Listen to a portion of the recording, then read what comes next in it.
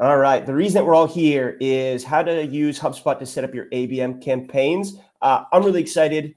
Nick, let me turn it over to you. I'm excited to hear how we can be doing this. Hey, y'all. Hi, everybody. All right. So I'm going to start this with in just a declaration. I hate decks. They're roughly the worst and remarkably boring. And so I'll throw some stuff up on the screen today for sure. But I actually wanted to start with a question. Is there anybody, and I don't know if folks are able to kind of like just hop into the chat and share, but is there anybody who's on right now who is currently running something that they would describe as an ABM or ABX program where they are? I'll give people a second to kind of pop that in if there's a yay or nay. No responses. Yay. Yay, says Tony. All right. Jonathan. All right. Our own head of marketing, Julia, of course. All right. We've got a few people kind of in there. All right. So just started building one. Okay. So there's some folks who are kind of in motion. There's maybe some, all right, we're kind of thinking about building some stuff or starting to build some stuff. But I'd imagine most of the rest of you who are on are actually here because you're trying to figure out what a starting place is. Is that right? Like, how do I even start thinking about this? How do I start planning for it? All right. So I think there's something that's really important to kind of talk about for a minute. And the first thing is, you are in exactly the right place with HubSpot in order to build a phenomenal ABM program, ABX. And we're going to talk about what the differences between those two things here are in a minute. But there's a lot of tooling, 6 Sense, Terminus, Demandbase, et cetera. Rollworks has a pretty decent rate of penetration in the HubSpot ecosystem that describe themselves as ABM platforms. And I think that is immensely problematic because they kind of all do the same things. And the things that they do around ad targeting and intent signaling, don't get me wrong, useful elements of an ABX program, but they do not define ABX at all. It is far more comprehensive than that. Before I kind of go down that route, is there anybody who would want to drop into the chat their definition of ABX? I would be very, very, very, very interested to see how people are kind of defining it right now, right? Is it a marketing motion? Is it a go-to-market motion? How much is sales involved or not involved, right? Like, what are the hallmarks of ABM or ABX from your various perspectives? If anybody wants to comment on that, I'll give everybody 30 seconds or so that we don't sit around too long waiting for me to come up with the next thing to tell you.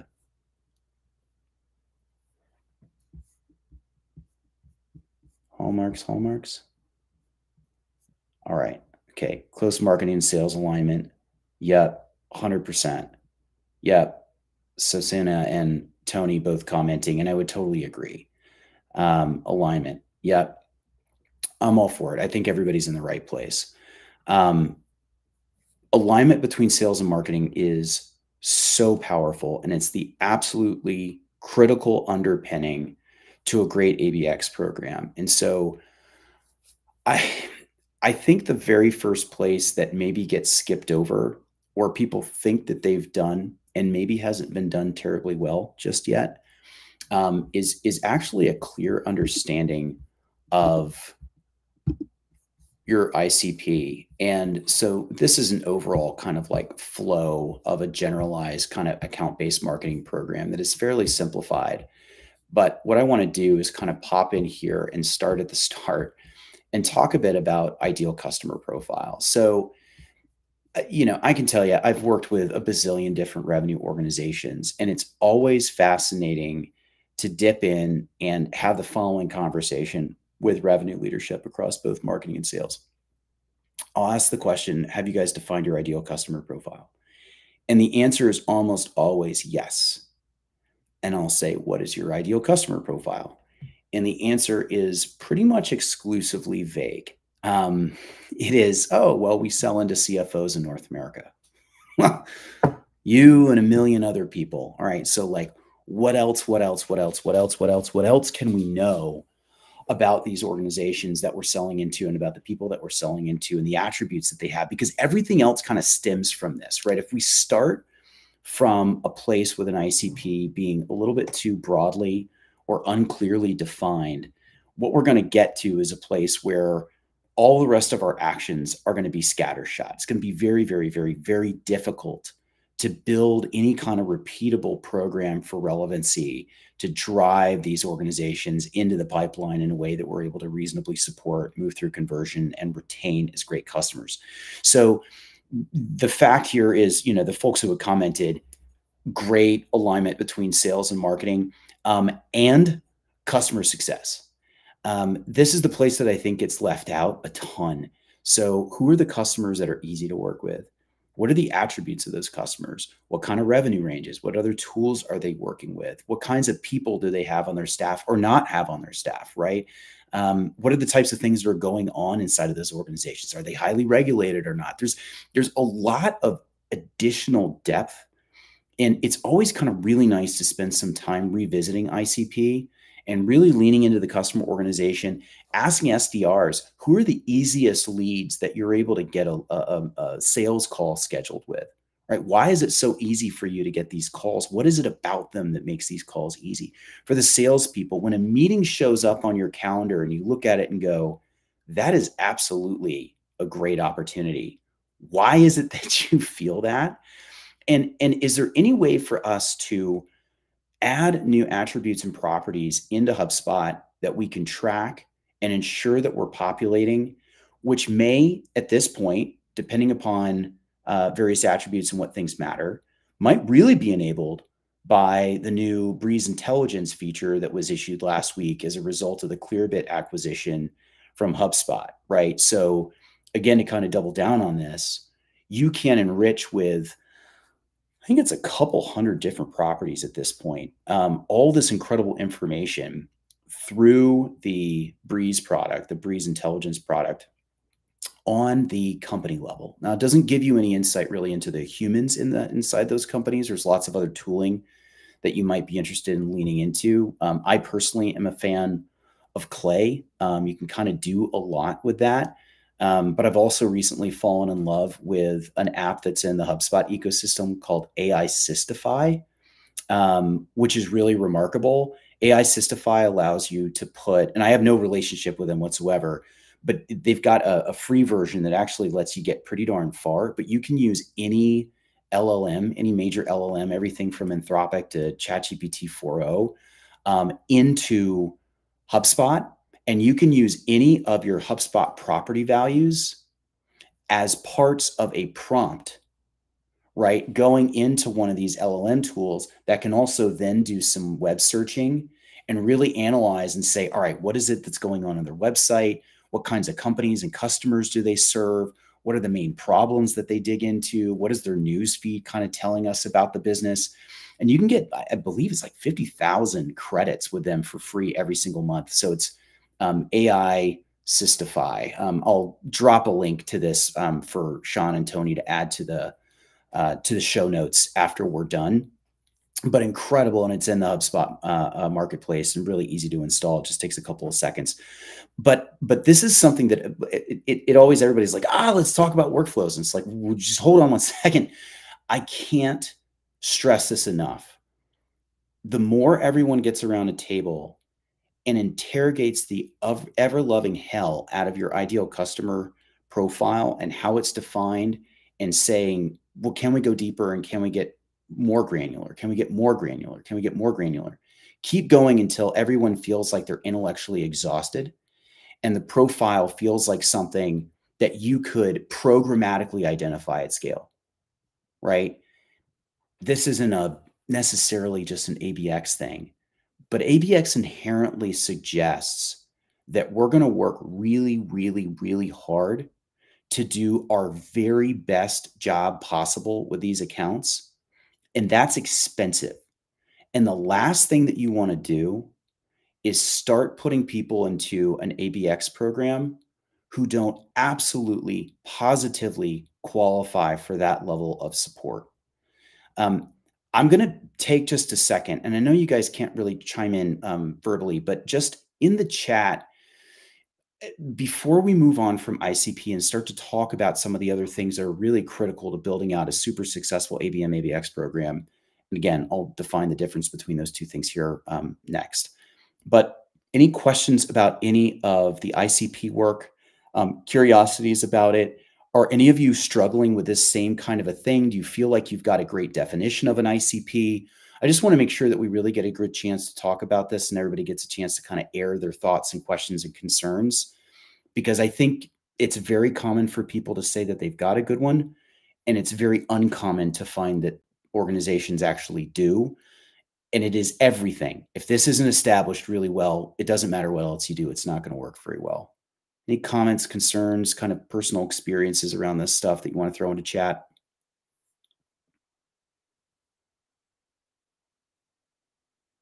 I'm not seeing a ton. Okay.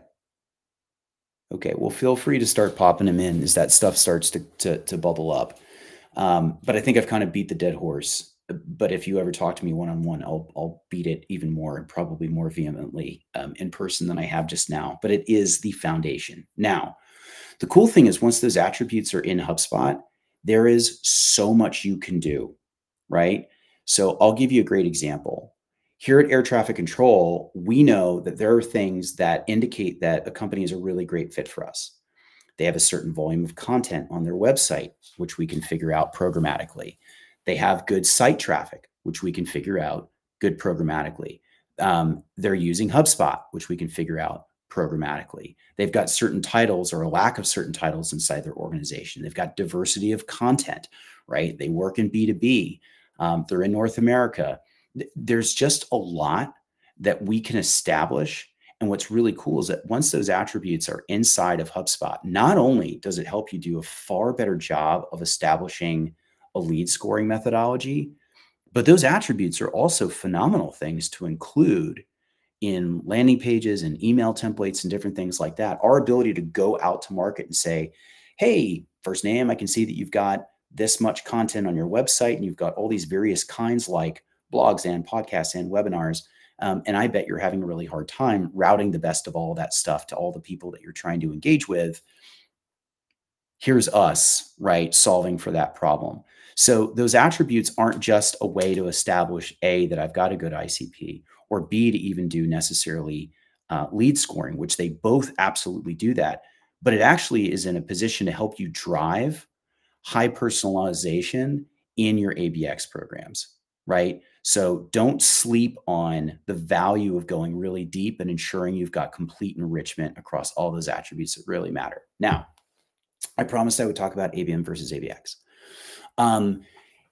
It is, I think, just English majors getting nerdy about things. But I think one of the things that we find happens a lot for ABM programs is people are talking about ABM because it's ABM marketing. And that can be problematic because everybody says, well, great ABM is alignment between sales and marketing. Well, then why is it called ABM? And that's really where ABX has evolved.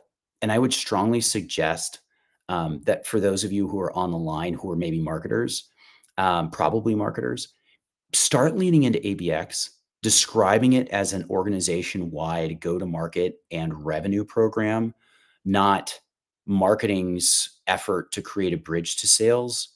It is the entire revenue organization from marketing to sales to customer experience, all coming together around one voice, one mission, one definition of success, right? That's all that it is.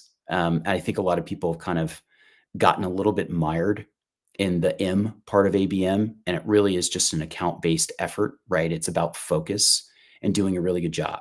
Now, a couple of things that I think are really helpful in thinking about how it is that you execute on these programs.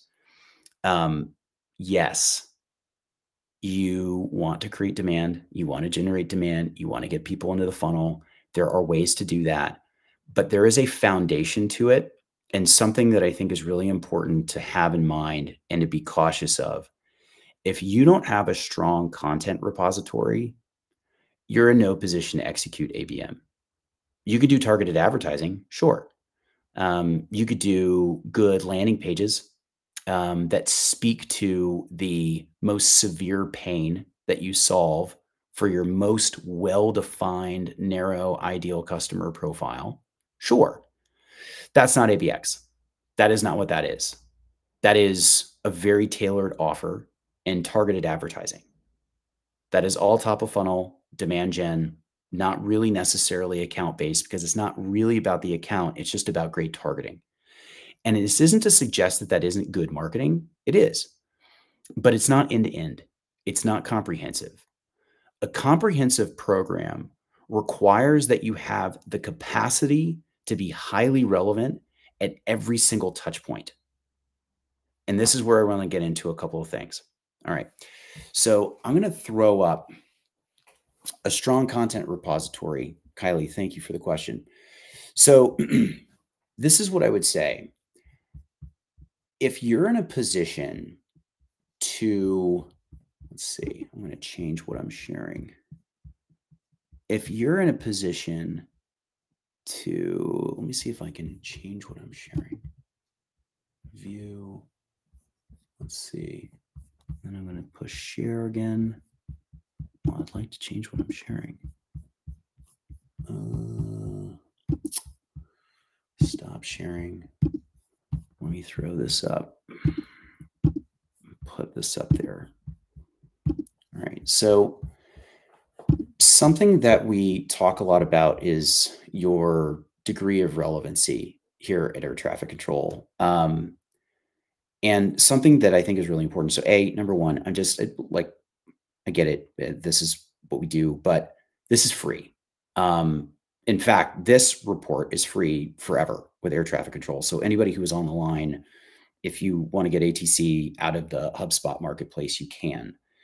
But to answer your question, Kylie, the classic marketing answer is it depends. But it depends upon something that's actually measurable, which is relevancy. And when we think about relevancy, what we're really talking about is, do you have content that resonates with your audience and speaks to the things that they care about? And if there are topics that you need to cover in order to be relevant to that audience, then you should go in, figure out what those topics are by doing research against that audience that you guys have built inside of HubSpot, and then producing content around that. Now, there are a couple of ways to do that. First, if you've got a cold audience, but you've identified they're a great fit for an ABX program, you can do really interesting synthetic research like I was talking about before, and start to bring that stuff into HubSpot. You can even say, get me the most recent news about this company, and then use that app, AI Systify I mentioned before, tools like that.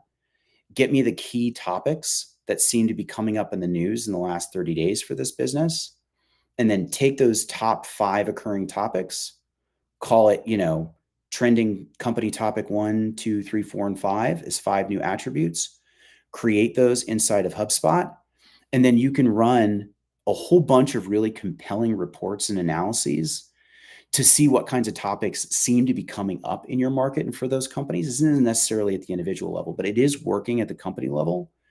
And then you can go and do a meta-analysis against the content on your own website.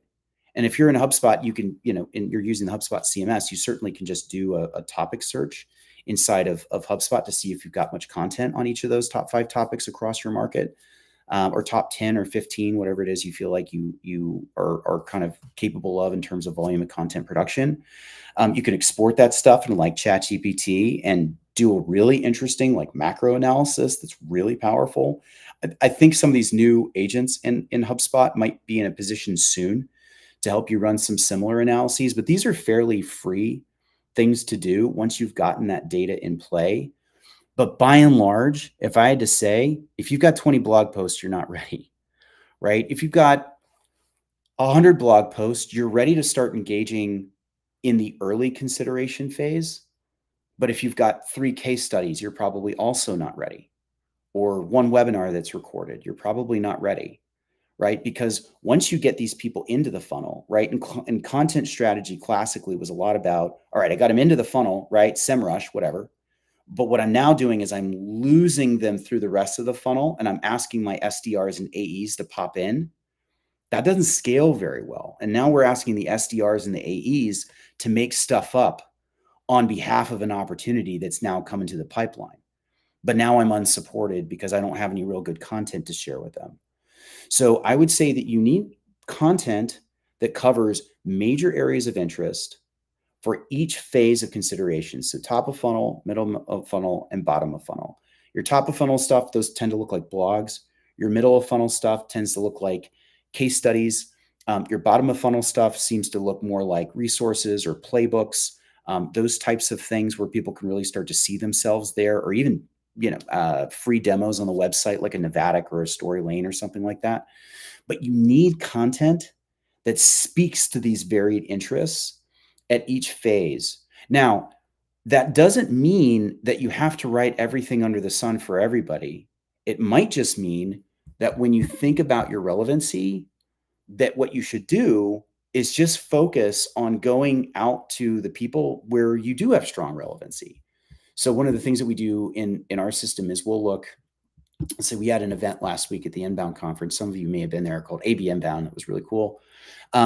And we're far more relevant to that audience of ABM practitioners who are at the Inbound conference. And so we have less of a problem filling the subject matter gap with these folks. So it's not as big of a lift. And this is an audience where we know there's a lot of value. And so as I look down here, we probably only need to cover maybe 5 or 6 topics. And once we get into those 5 or 6 topics, and we've got those written, and we've got some blog content and some case studies that speak to these various use cases, we can get those out on our website and we're in good shape, right? But again, it kind of depends. The tighter the ICP, frankly, the less volume of content you're going to need. But how much you need is tough to say, because for us, for our ICP, we have customers that are in lots of different industries, but we know that they're tightly defined because they have good content volume. We've got an idea that they're probably trying to execute ABM ABX programs, that type of a thing. We're able to do that synthetically without having to talk to them on the phone first, which doesn't scale very well.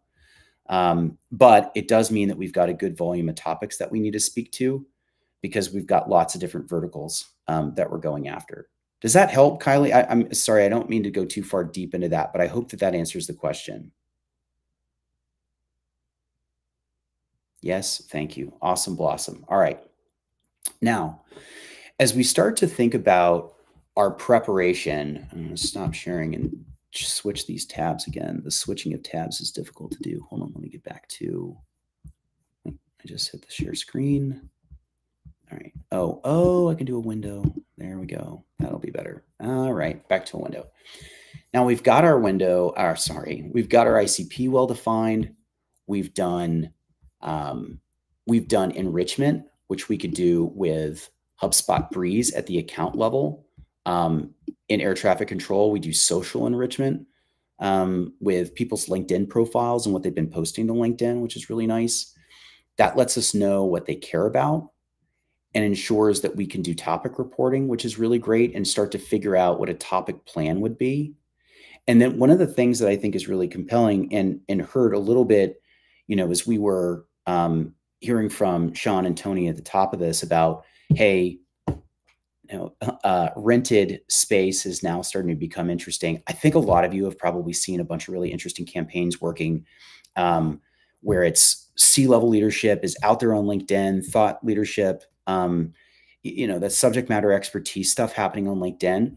What's really amazing is you can target thought leadership content to very well-defined audiences on LinkedIn and have a very, very, very low cost per click, really high levels of engagement, and not really spend very much money. And again, it strikes back to, do I have content for those people? Because when you do have content, what you can do, in our case, we have a way to make this pretty easy, but even in your case, if you've got those topic clusters that you're building as like new attributes inside of HubSpot, you can do this the same way and build audiences right inside of HubSpot with its advertising tools. and then push those audiences over to LinkedIn, which is incredible, and then build content around that, and then have your C-suite kind of put that out there and then boost that content. But for us, what we do is we just, enable you to build a custom audience around any of your content that you have. But you can also do this right inside of HubSpot, like I said, right? Taking those subject matter interests that you've created as new attributes, new properties, both on the account and or the contact level. And then you can go and say, all right, well, what do we have on any of this? Or can I sit down with, our CEO, CMO, head of product, whatever it might be, and ask them to speak to this issue, this subject matter. And then what we can do is we can boost that subject matter expert content on LinkedIn. And the reason that this works so well for ABM, one, people are associating with people more on LinkedIn than they are with company pages. We've kind of all seen this. And this isn't to say that you shouldn't still have an active company page. If you're selling B2B, you need to be there in both ways. But the thing that's nice is when you boost the subject matter expert content, you're just going to find that the engagement is really, really good, and that the cost against it is very, very, very low, right? We're talking about cost per click, CPCs that are well south of $1 by being hyper-targeted in your content and hyper-targeted in your audiences, which then puts you in a position to start to go dynamically outbound. So for us, we wouldn't go outbound with content necessarily. We would go outbound here at Air Traffic Control saying, hey, you got a lot of content there at the business across these different types and formats. We know it covers a bunch of really interesting stuff. We'd love to help you kind of connect the dots between that and all the individuals in your HubSpot instance, right? That isn't content, but it is personalized. It does run off of that ICP data that we have collected and put into our HubSpot instance, right? And that's something that I say a lot is if you do the work on the ICP side and all that stuff lives inside a HubSpot, the things that you can do from email templates to landing pages are unbelievable, incredibly powerful. And it's none of this like AI SDR Spintax 3.0 nonsense where it's like, yeah, I recognize that as 3 English sentences, but God, those were boring and not very compelling. And I really wouldn't feel great about pushing those out the door. Not to say that people haven't had some success employing some of those types of things, but if you don't have the great inputs that matter to you, the attributes about those businesses that are in properties, it's really tough to be successful with that outbound stuff because it's working off just generalized internet, not, your own unique knowledge base. So as we start to fire things up over on LinkedIn, one of the things that I think is amazing is the ability to create landing pages. And I'm sure all of you have been pitched and or used today or have used any number of secondary landing page building products. If you've got Marketing Hub, I mean, feel free to catch up with me after this call and tell me what I'm missing. But I can't imagine a case wherein you couldn't achieve everything you've ever dreamed of achieving just using HubSpot's own landing page builder. They have smart content. I tend to believe that the smart content should inform both the offering image at the top of an LP as well as the headline. And I wouldn't go, Tony, I love you, dude. But I think that if you can just say, hey, look, we've got 4 key personas, which is more at the macro level. It's not really about the person, but these are all things at the top of the page. All this stuff here, I'll just really zoom in. All this stuff here, this is standard stuff that you can do with HubSpot today, whether you work with air traffic control or not. The thing that just becomes kind of interesting with ATC, and one of the things that we really love to kind of talk about is when you move really interesting information into properties. And one of the things that we do is we create properties where what we've done is recommended the very best of all of a company's content. We put those properties back in HubSpot so that when you create things like landing pages, you can dynamically serve up the very best of all of your content for all of those individuals, which means that for any of you who are selling into complex organizations, which again, if you're doing ABX, you invariably are, who would rather their ABM target list not just be 100 accounts, you'd love to have the capacity to kind of go after 1,000 or 5,000. what you can do with content properties, recommended content properties, which is our kind of big thing here, is serve that stuff up dynamically on web. You can do the same thing on emails, right?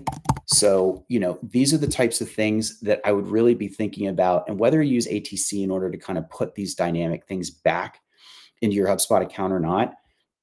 HubSpot can take this stuff, and properties can render everything from images to animated GIFs, to links to text, obviously.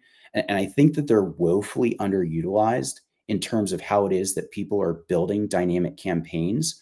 But when you really think about the new properties that you can create, and some of those maybe would be created using generative AI, that's absolutely fine. But using those incredibly proprietary inputs that we talked about earlier that are based upon your ideal customer profile, you then can start to do really amazing things around the life cycle of creating email templates that say, hey, let's send you our very best blog. Let's check and see if you've been to the site and make a decision about, hey, they went back, so maybe let's send them a case study, or they haven't been back, so let's go lightweight and send them a blog, right? I don't have to create a million different branches of this logic. What I have to do is be incredibly thoughtful about how it is I am understanding my accounts, my contacts, and how much of that information I'm putting back into HubSpot as properties that I can utilize to render web experiences and email experiences and chatbot experiences that can respond down to the human level. And ideally, the values that are in those properties can be reasonably and easily updated so that your campaigns can kind of just run forever. We've seen some people do some really interesting things with like Retool, and do some automations in there to come up with really interesting information and kind of drop into a HubSpot property. But our big thing here is if you've got a lot of great content, try to send the best of all of it to individuals, and stop spending so much time, with these complex lifecycle campaigns that we update for 2 weeks at the end of every quarter, because that kind of weight is exactly why none of us are able to kind of get off the blocks with ABX, is because we think it's I have to spend a boatload of money on advertising. False. Your best contacts are already in HubSpot. You don't need to buy them into your HubSpot instance. That's one.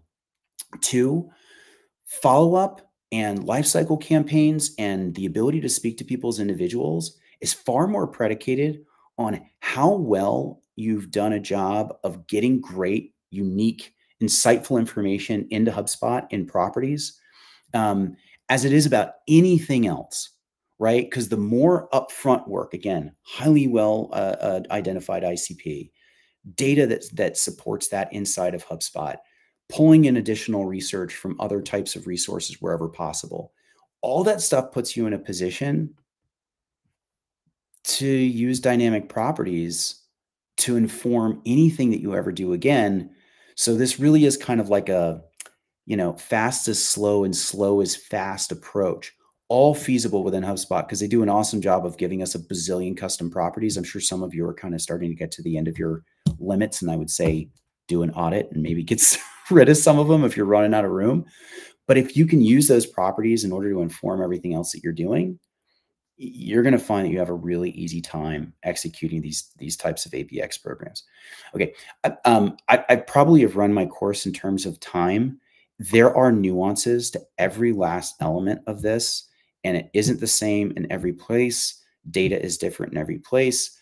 I'm happy after this to talk to anybody who is struggling to get good data, who is struggling to identify and define their ICP well, who is struggling to make the argument for ABX, which I didn't make. Those who are here because they think ABX is going to matter. To be abundantly clear, there is no scenario in which a good ABX program has been launched and it hasn't paid dividends, significant dividends, right? It's kind of like just good marketing at this point. But for anybody who wants to catch up on this, please grab me on LinkedIn. Please shoot me a direct email, and I'll put some of these links to some of these other apps and resources in an email to Sean and Tony so they can share them around as well after the call. But thank you. I'm glad some of you were able to stick around. I hope that this was useful on some level, but happy to be a resource in any way that I can be after this. Awesome. Thank you so much, Nick. We've got a few minutes if there are any final questions. I think the thing that I really love about ABM is that you're really just taking it's the exact opposite almost of inbound marketing, in the sense that you are dealing with high volume of leads and hoping that some of the folks that you've attracted with your educational content, this flips that and says, let's take these handful from that much larger list and do more pointed marketing. So I love it. I think it pairs so well with the tools that we already have in HubSpot. I think that's right. And I think the thing that's interesting there is it used to be difficult for us to actually get in touch with our prospects, right? Like, even if we had a strong ICP, it was like, how do I get to them? And now that's not the case at all. Like, look, I'm not going to tell you which tools I'm a fan of, but getting the direct email information of somebody that I know for a fact meets my ideal customer profile, that's commoditized. There's 50 different ways I can do that now. So why would we do all this kind of like top of funnel SEO stuff, which, to your point, Tony, it's like, it's such a crazy battleground to win in SEO. If you're not a gigantic brand with massive domain authority, establishing any content that's going to be able to generate real inbound traffic and not just get the traffic, but be high enough quality, which means not Gen AI, but high enough quality to get people to scroll the way to the bottom, read the whole thing, stick around, get to a second page, a third page, highly unlikely. So let's just concentrate our resources around the people that we know are in our database, that because we stuck them there, right? Because we know they fit the ICP, and let's build around them, and let's really build more around owned audience as opposed to building for, an unowned and unknown vague audience. Yeah, exactly right. Well, thank you so much, Nick.